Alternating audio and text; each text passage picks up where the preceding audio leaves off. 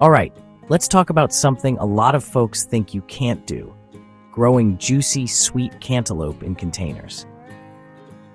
Yep, you heard me right. If you're short on space, or your backyard is more patio than prairie, don't sweat it. I'm here to show you how to master cantaloupe in pots and dodge the common pitfalls that trip up a lot of gardeners. First, pick a pot that's big enough to actually support a melon. I'm talking at least 5 gallons. Bigger is better. Go for something about 18 inches wide and deep. Trust me, those roots need room to roam if you want fruit worth bragging about. Definitely no smaller than 16 inches deep and 14 inches wide. Now don't just fill that pot with any old dirt. You want a high-quality potting mix, not heavy garden soil. Make sure it drains well, but still holds on to some moisture. Cantaloupe likes a soil with a pH of about 6 to 6.5.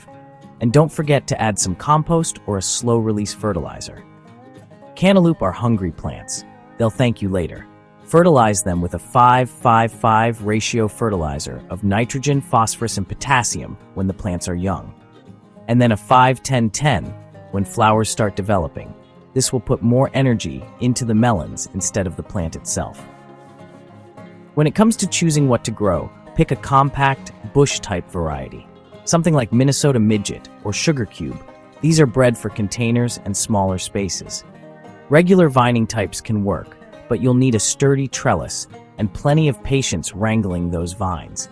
As the melons grow and hang there, you will need to support them to keep them from falling off prematurely, with netting or nylon or something like that to use as a sling.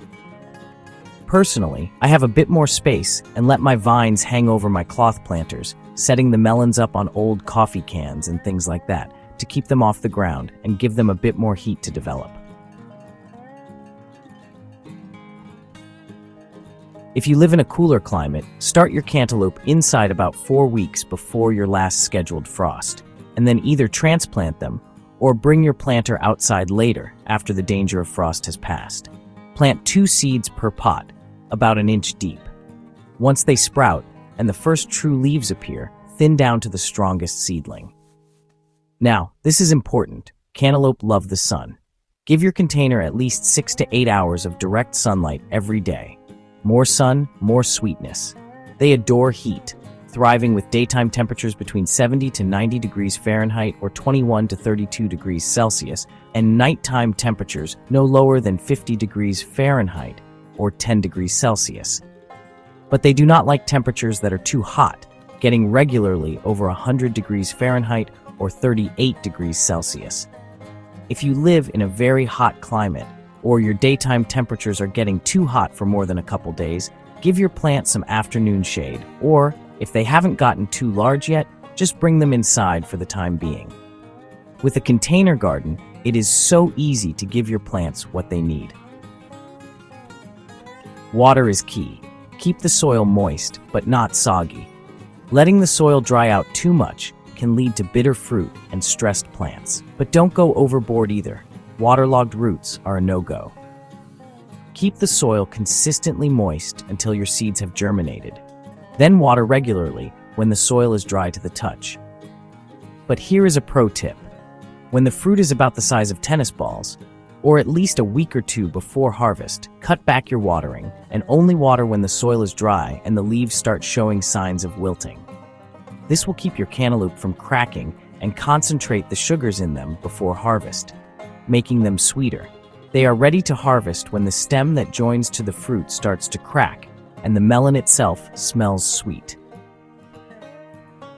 Cantaloupe plants develop both male and female flowers, so if you don't see any bees, you can hand pollinate them yourself by taking the male flower with the long, thin stem and stamen in the middle, covered in pollen, and rubbing it against the female flowers that have small swelling or immature fruit behind their flowers. You can take the male flower off itself or use something like a small paintbrush to collect the pollen and transfer it. Here's what not to do. Don't crowd the pot. 1 plant per container is best. Don't skip the trellis if you're growing a vining variety. Those heavy fruits will pull the plant down, or worse, snap the stem. And don't forget to fertilize every few weeks. Container plants burn through nutrients fast. Last tip about companion plants. Grow cantaloupe near dill to attract ladybugs, which eat aphids and other dangerous cantaloupe pests. And growing near marigolds and nasturtiums will help repel bad insects from your cantaloupe and attract pollinators.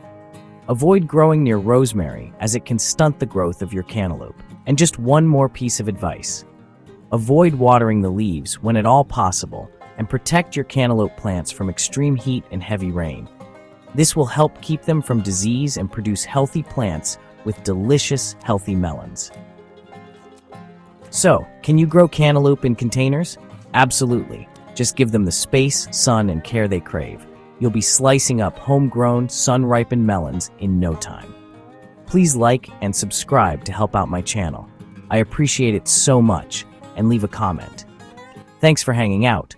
I'll catch you in the next one.